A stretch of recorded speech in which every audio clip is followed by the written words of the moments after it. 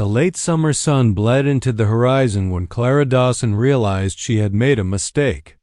Red Mesa Trail wasn't the kind of path a lone schoolteacher from Kansas should be riding, not with a storm climbing over the mountains and the wind pushing dust like angry spirits across the road.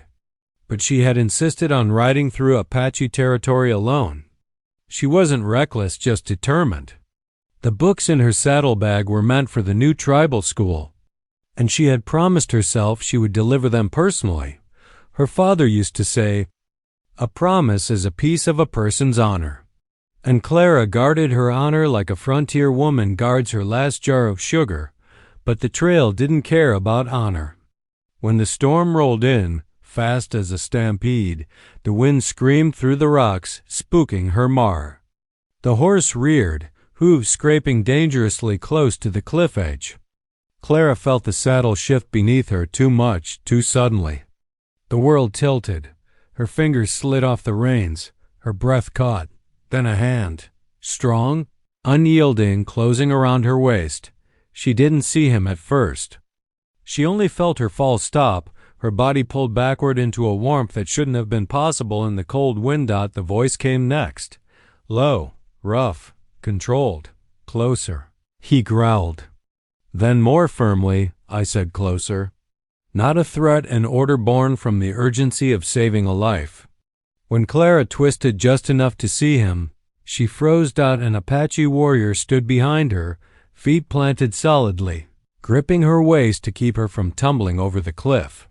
His dark hair whipped in the wind, tied back with a leather band. His cheekbones were sharp, his eyes sharper, watchful, steady, almost irritated. She had put herself in danger.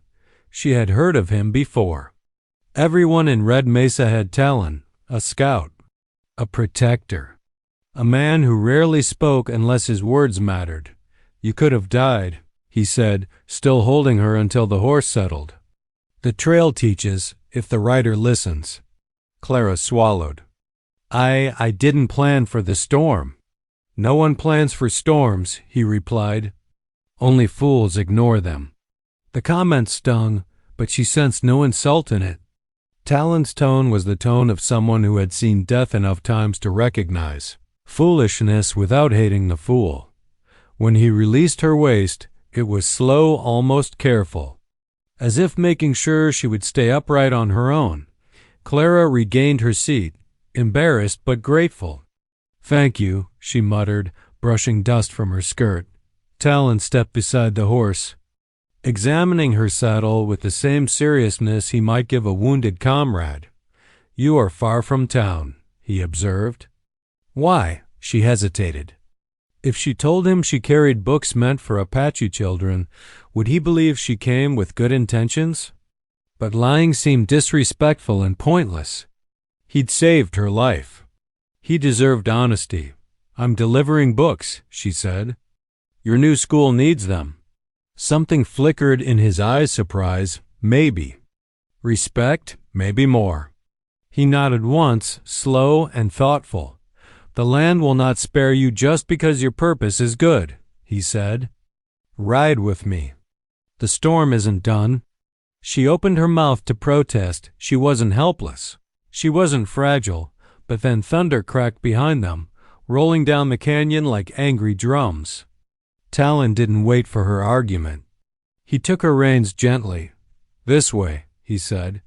They rode into a narrow canyon, where a stone overhang sheltered them from the rain. The storm hit full force, shaking the ground. Clara shivered, hugging herself. Talon barely moved. His calm seemed carved from the canyon itself. Why travel alone? He asked. Because duty matters, she answered. Promises matter. He studied her for a long moment. Then you are not foolish. Only stubborn. She almost smiled. And you? You seem stubborn enough yourself. A rare spark lit in his eyes. Humor. Sometimes. The storm softened. The canyon filled with a cool, clean smell of rain-washed sage. Clara realized she wasn't frightened anymore. Something in Talon's presence, quiet, controlled, Grounded as the earth made her feel safer than she expected to feel with a man she'd just met. When the last drops fell, he mounted his horse and extended a hand. "Ride with me," he said again. "The trail is safer when two learn from it instead of one."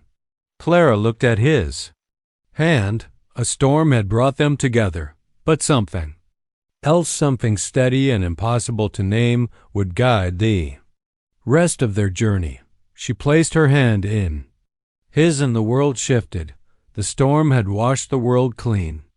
By the time Clara and Talon rode out of the canyon, the air smelled of damp cedar and wild sage, the sky a softer shade of blue that made the land seem calmer than it truly was. But Talon rode like a man who trusted nothing, not the weather, not the quiet, and certainly not an open trail. Clara noticed it almost immediately. He kept his horse slightly ahead of hers, eyes always scanning the horizon, the rocks, the shadows. He rode as if he expected trouble with every breath and as if he was prepared to meet it. "You look for danger as if it's waiting for you," Clara said. "It is," he answered without turning his head. She blinked. "From what?" He paused before replying. "From whatever I cannot see." That answer frustrated her, precise and vague at the same time. She wanted to know more. She wanted to understand him. But Talon wasn't a man who offered explanations easily. They rode for another mile before Clara spoke again. "Why help me?" she asked. This time he did look at her, the horse beneath him slowing slightly. His expression didn't change, but his voice softened. "Life is not meant to be thrown away," he said. "Not yours, not anyone's." She felt warmth rise in her cheeks, not from the sun, but from something else. Respect, gratitude, a trembling sense that this man saw more than she thought she was showing. But Talon continued before she could answer. "And," he added, "you carry books. Books weigh little, but they can change heavy hearts." Clara's surprise must have shown, because he gave her a rare, almost hidden half-smile. "I know the value of knowledge," he said. "Not all warriors swing only a blade." She held his gaze a moment too long. It startled her how naturally his presence steadied her thoughts and unsettled her. At the same time, Talon nudged his horse forward. "Stay close," he said. "Do not ride ahead of me." It wasn't a command meant to control her. It was a rule he lived by. A safety rule. A life rule. She realized he carried many such rules, perhaps formed by losses she couldn't yet imagine. "I'm used to riding my own way," Clara said lightly. "I know," he answered. "I saw that the moment you nearly fell off a cliff." Heat rushed up her neck. "That was the horse's fault." His quiet chuckle rolled through the air. "The horse disagrees." Clara huffed, but she couldn't help smiling. Yet behind his humor, something deeper was forming between them, an understanding, a slow-growing connection that neither of them named out loud. They reached a fork in the trail, one path bending toward open prairie, the other rising over a ridge scattered with red boulders. Talon pointed to the ridge. "Bandits use the flatlands," he explained. "Tracks are fresh." "We go up." She followed without argument, but her curiosity tugged at her. "Talon," she said, "do you always decide the way?" "No," he answered. "The land decides. I listen." Another rule of his dot, she found herself studying the back of his shoulders, the straight set of his spine, the disciplined ease of a man who lived by principles instead of convenience. Talon didn't rush. He didn't boast. He didn't judge her the way town folk sometimes did. He simply existed with a quiet honesty she admired more than she wanted to admit. And she wondered, had anyone ever asked him what he wanted? As they reached the top of the ridge, Clara's horse stumbled on a loose stone. Instantly, Talon's hand shot out, steadying the reins. "You must watch the ground," he said. She bristled. "I am watching. Not enough." "Well, I can't see everything." "That," Talon replied, is why two travel safer than one." Something in his tone, firm but gentle, slipped past her defenses. She opened her mouth to argue, but then closed it. He wasn't belittling her. He was teaching her. And he was right. She exhaled. "Maybe? I don't know as much as I thought." Talon nodded once, approving. The strongest student is the one willing to learn. She felt a flutter in her stomach. A teacher being taught, there was irony in that, but also something strangely comforting. They continued down the ridge toward Red Mesa, riding side by side now instead of front and back. Not because the trail was wide, but because Clara had earned a little more of Talon's trust. Still, his rules remained: watch the land, respect the trail, listen before acting, and stay close. Clara found she didn't mind those rules as much as she expected, especially the last one. By the time Clara and Talon reached the edge of Red Mesa village, the sun had burned away the last of the storm clouds, leaving the earth smelling of wet dust and sage. Birds began to sing, and the settlers were emerging from their homes, curious eyes tracking the unusual pair approaching. Clara felt the stares immediately. She had expected polite curiosity, but this was something sharper. Whispered conversations, sideways glances, a mixture of fear and suspicion. An Apache warrior escorting a white schoolteacher? In this part of the frontier, that was a story that could spread faster than fire in dry grass. And Clara, proud and independent as she was, felt her cheeks burn. "Don't mind them," Talon said quietly, reading the tension on her face. His eyes scanned the village, noting faces, gestures, and the subtle ways people measured him. "They fear what they do not understand." Clara swallowed. "Do you ever get used to it?" she asked, nodding toward the villagers. "The suspicion, the whispers?" Talon's expression softened, almost imperceptibly. "No, and you shouldn't either. You need to recognize it, face it, but never let it define you." That sounded like a lesson. Clara's pulse slowed slightly. She liked lessons, especially ones that didn't come from a book. Together, they entered the village square. A few children, curious and bold, approached first, drawn by the books spilling slightly from her saddlebag. Clara knelt down, letting the boys and girls peek at the colorful pages, teaching them a rhyme about numbers. Talon remained beside her, silently protective, a steadying presence that let the children feel safe while still keeping the wary adults at bay. But whispers grew louder. An older settler cleared his throat, stepping toward them. "A school teacher, escorted by an Apache? Ain't that dangerous, Miss Dawson?" Clara looked at him directly.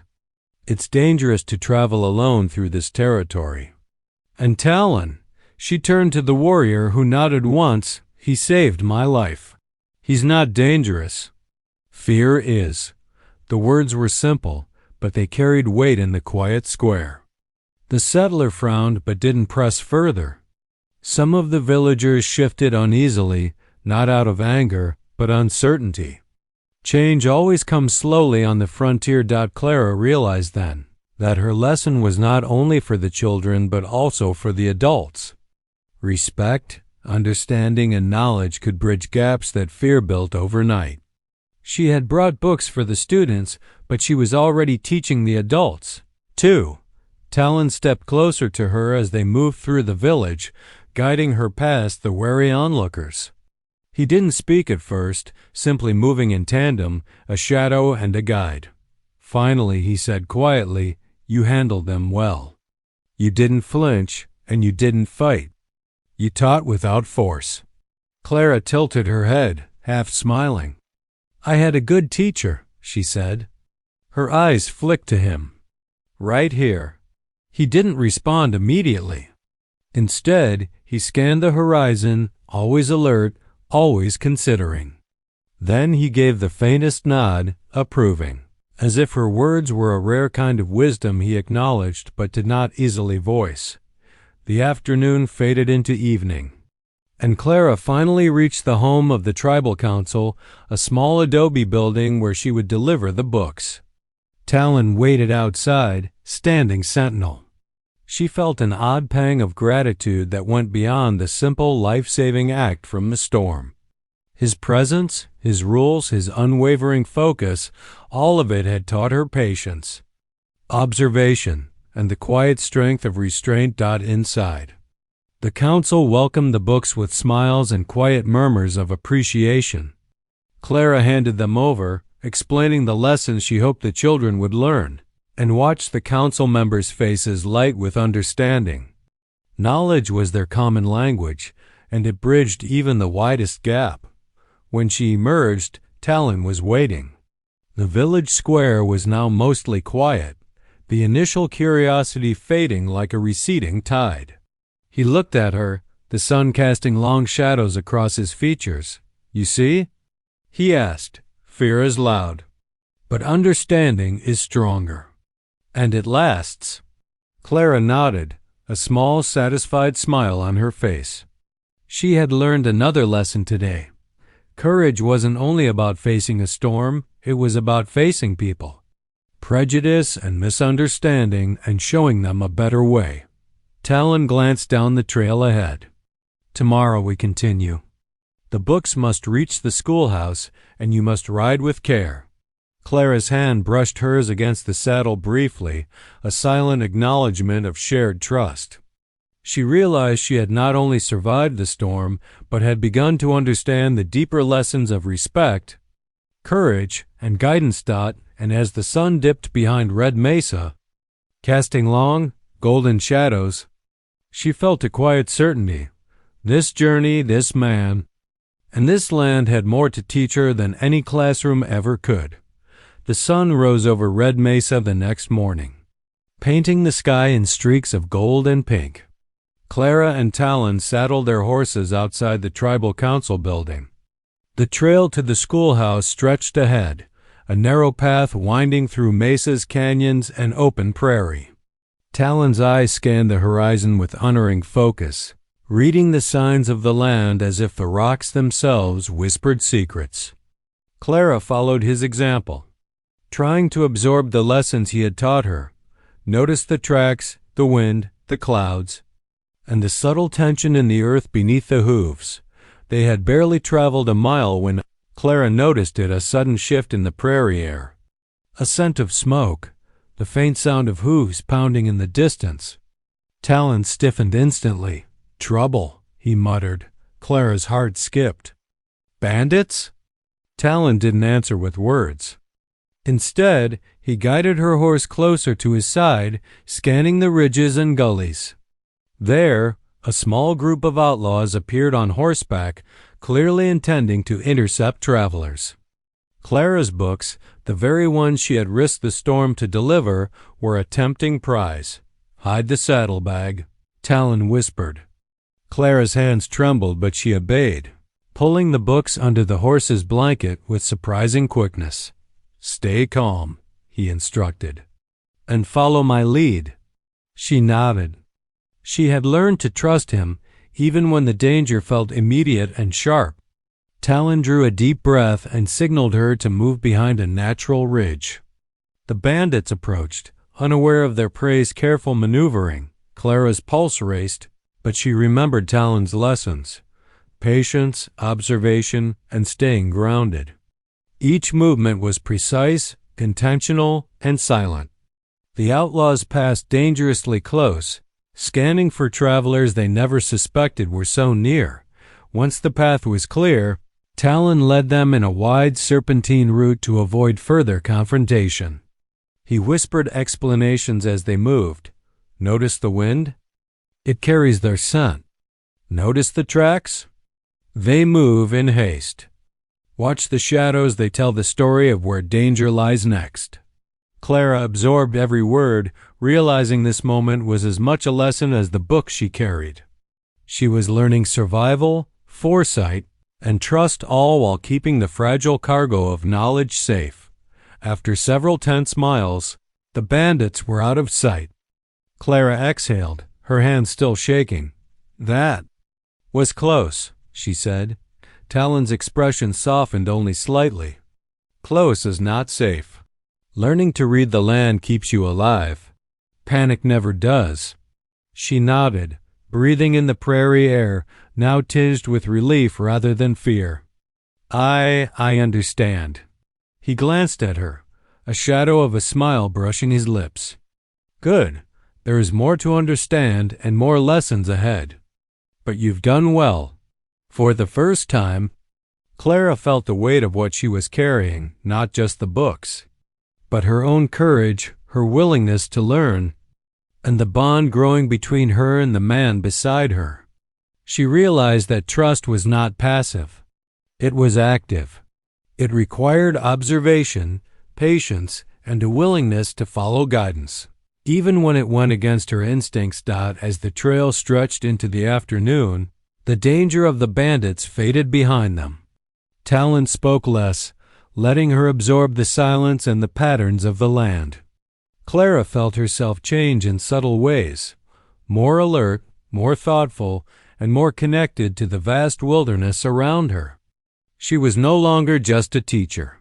She was a student of the frontier, learning from a warrior who valued knowledge as much as skill with a blade. By evening, the schoolhouse appeared on the horizon, a small cluster of adobe buildings framed by cottonwood trees. Clara's heart swelled with relief and pride. She had not only survived the storm and the threat of bandits, but she had also learned lessons she would carry far beyond this trail. Talon rode beside her, silent but steady, his eyes always watchful. When they arrived, he handed her the reins with a small nod. The path is dangerous, but you have proven capable. The land respects those who respect it.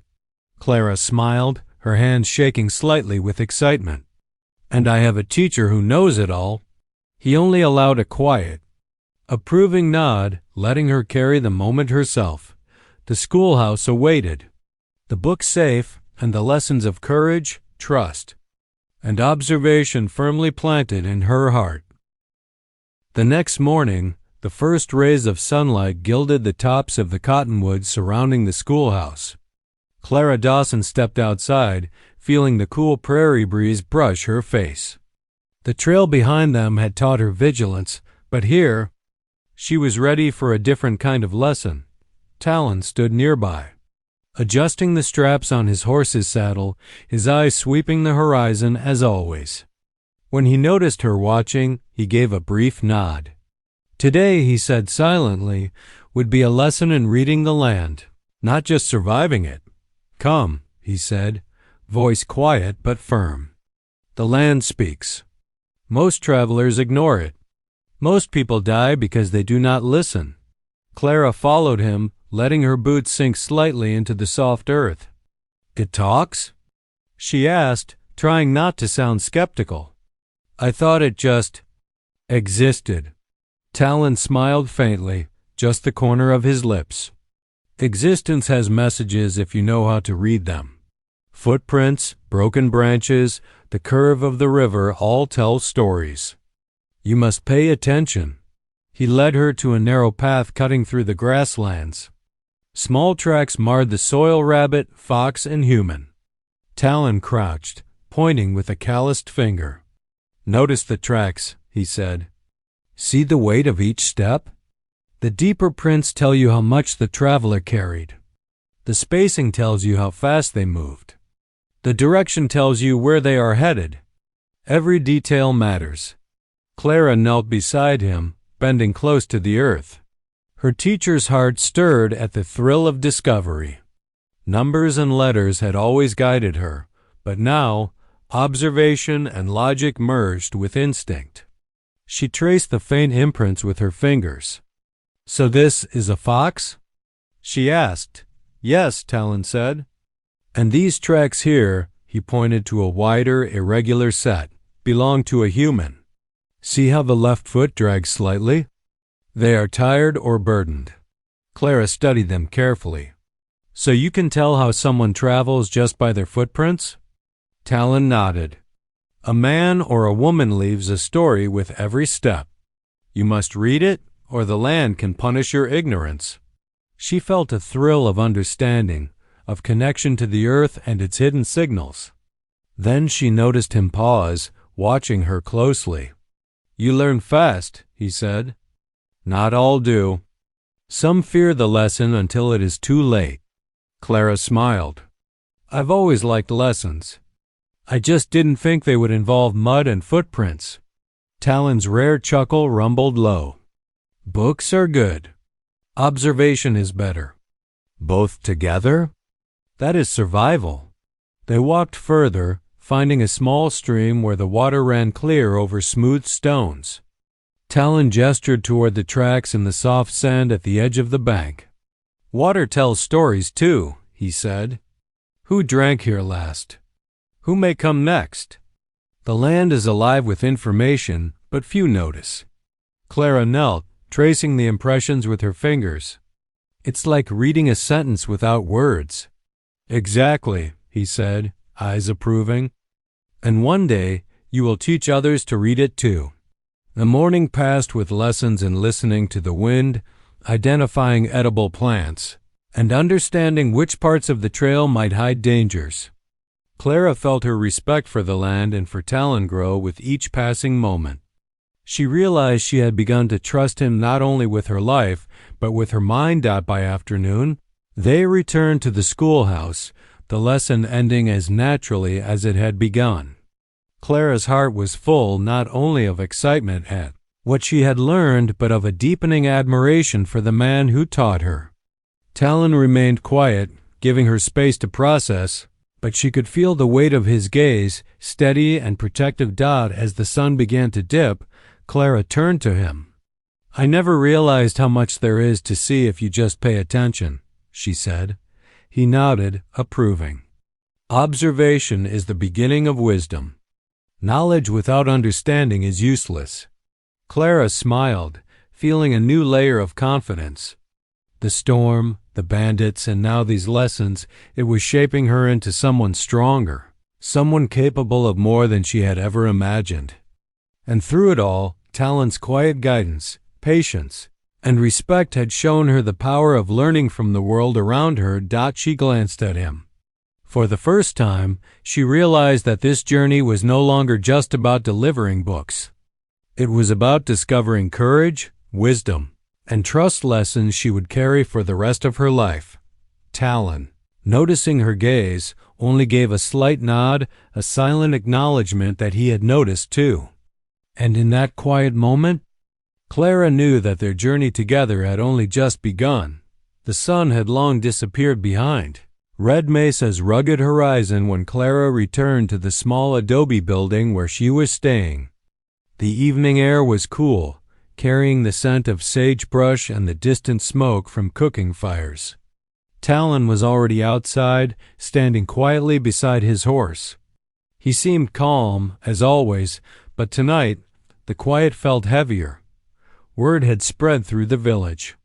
Whispers, mistrust, and judgment lingered in the shadows like ghosts.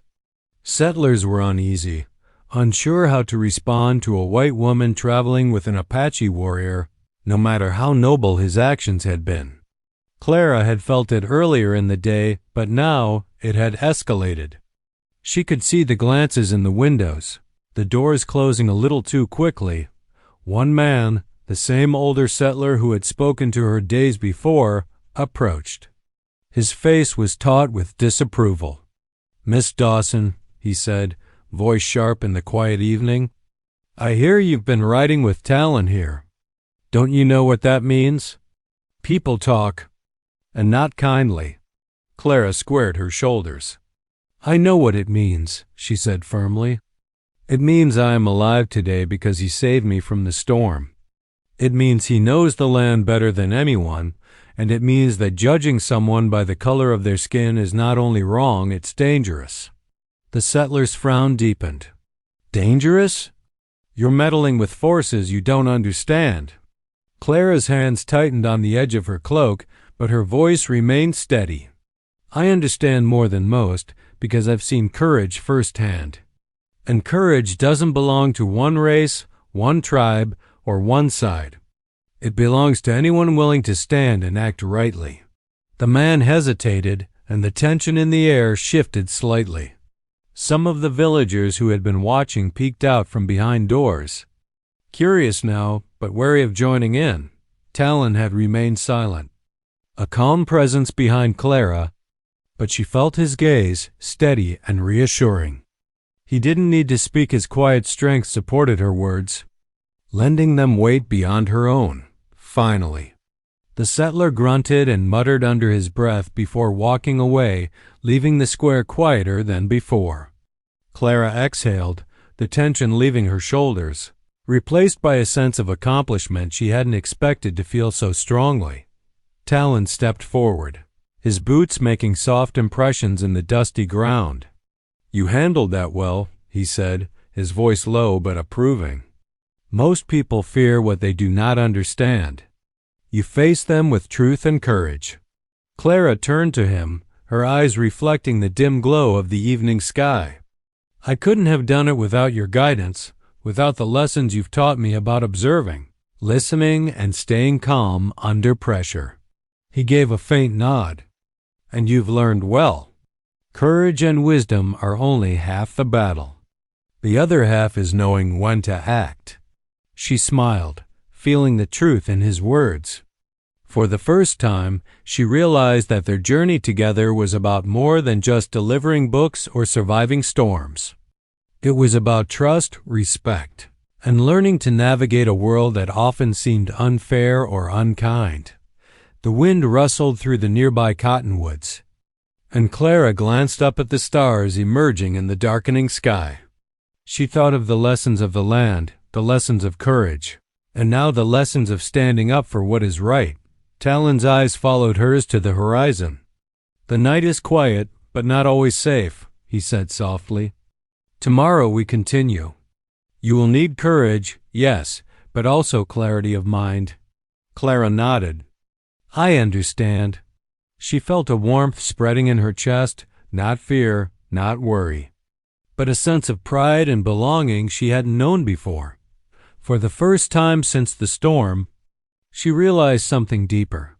She trusted Talon not only to protect her body but to guide her through challenges of judgment, fear, and misunderstanding. And in turn, she had begun to trust herself. As they stood there in the cool night, side by side, Clara knew the road ahead would not always be easy. But she also knew that with the lessons she had learned and the warrior who had become her guide, she was ready to face whatever came next. And for the first time, the whispers of doubt from the village seemed less intimidating. Knowledge, courage, and integrity had the power to quiet fear, and Clara was determined to wield them wisely. The sun was high over Red Mesa, painting the adobe schoolhouse and surrounding prairie in warm golden light. Clara Dawson stood in the small courtyard, adjusting the books on her arm, ready to continue her work of delivering knowledge to children who had so little access to it. Talon was beside her, quietly observing as always, his eyes scanning the horizon and the people around them. But today, something more serious awaited. A dispute had arisen between some settlers and the tribal council over stolen cattle. Voices had risen, tempers flared, and Clara realized that her lessons were about to be tested not in a classroom, but in the tense, real-world balance between two communities. "Clara," Talon said quietly, placing a steadying hand on her shoulder, "this is your choice. You can step back or you can step forward. Either will teach you something." She met his gaze. I can't just watch." He nodded, approving. "Then let's proceed carefully." Together, they approached the gathering. The settlers were angry, some of them shaking fists, while the tribal council remained firm but calm. Clara's heart raced. This was more complicated than any lesson she had ever taught, and she realized that words alone could not bridge fear, anger, and misunderstanding. She needed courage, clarity, and a plan. Taking a deep breath, she stepped forward. "Please," she said firmly, her voice carrying over the crowd. "We all care about these cattle, but anger won't solve anything. Knowledge and understanding can. She gestured to the books in her arms. These children, both settler and tribal, are learning together. If we teach them cooperation now, maybe we can prevent conflicts like this in the future. We can show them that working together, listening, observing, understanding, brings better results than fighting. A hush fell over the crowd. Some settlers looked skeptical. Some tribal members raised eyebrows. But slowly, curiosity replaced hostility. Clara opened one of the books and began reading aloud a simple story about cooperation, sharing, and problem-solving. She used the tale to illustrate how the cattle problem could be solved if both sides worked together. Talon stood beside her, a silent pillar of support. His presence alone added weight to her words. He did not need to speak. His calm authority reinforced her lesson. By the time she finished, murmurs of agreement began to ripple through the crowd. The settlers and tribal leaders exchanged cautious glances, realizing that her approach had merit. Slowly the tension eased. A plan emerged. Representatives from both sides would work together to track and recover the cattle, sharing the labor and the responsibility. Clara turned to Talon, her chest light with relief. "It worked," she whispered. He gave a small nod, eyes meeting hers. "Because you stood and acted. Knowledge is powerful, yes, but courage makes it real." For the first time, Clara felt a surge of something more personal, an unspoken connection between herself and Talon. They had faced storms, bandits, prejudice, and now a real conflict. And through it all, they had learned, adapted, and grown together. She realized that trust and cooperation were no longer abstract lessons, they were living, breathing experiences she shared with this man who had guided her through the wilds. Both literal and figurative, Talon stepped closer, his hand brushing hers lightly as they returned to the schoolhouse. "You made your choice," he said softly. "And you chose well." Clara smiled. "I had help."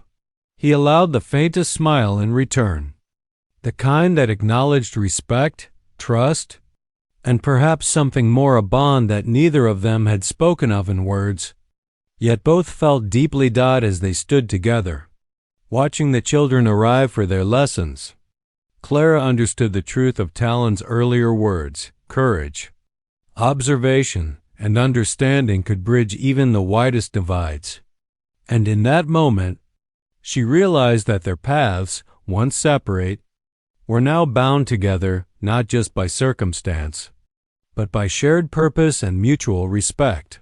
For the first time in her life, Clara felt completely at home in the frontier, not only because of the land or the lessons it offered, but because of the man who had taught her how to truly see it, and how to navigate it with wisdom and heart. The schoolhouse courtyard was alive with the sounds of children laughing, reciting lessons, and turning pages of the books Clara had delivered. Settlers' children and tribal children alike sat side by side, learning together in ways that had once seemed impossible. For Clara, it was a moment of quiet triumph, proof that her journey, and every risk she had taken, had been worth it.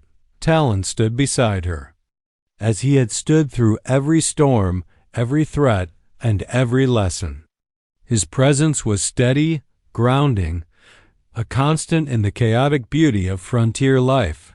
Today, however, the tension that usually accompanied him seemed softened, almost at peace. Clara glanced at him, her heart swelling. "Look at them," she whispered, nodding toward the children. "All these lessons, and they're listening." Talon followed her gaze, his dark eyes softening. "It's more than listening," he said. "They are learning to trust one another, to observe, to act wisely. That is far more than reading words in a book." She smiled. "And it started with a storm, a trail, and a very patient teacher." He allowed the faintest of smiles to curve his lips. "I am no teacher without a student willing to learn." Clara's hand brushed against his as she adjusted a book in her arms. The contact was brief but meaningful, an unspoken acknowledgement of trust, respect, and perhaps something deeper. In that moment, she realized that the lessons she had learned on the trail extended beyond survival. Courage and observation, they included love, partnership, and understanding. As the afternoon sunlight warmed the courtyard, Clara approached Talon fully. "You guided me through storms, bandits, and doubt," she said softly. "But you also taught me to trust myself." He regarded her silently for a moment, the wind tugging at his dark hair. Then, slowly, he extended his hand. "Clara, the path we've walked? I do not wish to walk alone anymore. Will you walk it with me?" Her heart leapt, but her reply was steady. "I already am." Talon nodded, a rare warmth breaking through his usual stoic demeanor. Without ceremony, he gently took her hand, their fingers intertwining as naturally as the rivers cut through the mesas. Around them, the children's laughter continued, the land itself seeming to echo approval. The weeks that followed were filled with growth, cooperation, and shared purpose. Clara taught her lessons, blending literacy and numeracy with practical knowledge of the land, while Talon guided her students in observation, survival, and respect for the environment. Their partnership became a model for the community, showing settlers and tribal members alike that mutual respect and cooperation were stronger than fear or prejudice. One evening, as the sun dipped low, painting the sky in streaks of crimson and gold, Clara and Talon stood together at the edge of the prairie, looking out over the land they had learned to navigate side by side.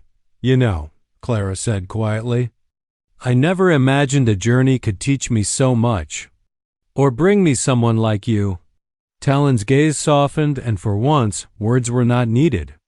His presence spoke volumes of protection, respect, and a promise of shared life ahead. Clara leaned slightly against him, feeling the steady strength of his shoulder. "I think this is just the beginning," she murmured. Talon gave a small nod. "Yes," he agreed. "And the lessons, they will continue as long as we walk together." As the sun sank behind Red Mesa, casting long golden shadows, Clara realized the truth of her journey. The storm, the trail, the danger, and the whispers of the village had all led to this. Knowledge shared, courage proven, trust earned, and a bond forged strong enough to last a lifetime. The frontier was wild, unpredictable, and sometimes harsh, but it had also taught her the most important lesson of all, that love, respect, and wisdom could thrive even in the toughest of landscapes. Hand in hand, Clara and Talon walked back toward the schoolhouse, ready to face the future together, their hearts and minds fully aligned. Their journey far from over, but bright, promising, and full of hope. The children's laughter echoed behind them, a joyful soundtrack to a story that had begun with fear and ended with trust, partnership, and happiness. And for Clara Dawson, that was the truest lesson she could have ever learned on the frontier.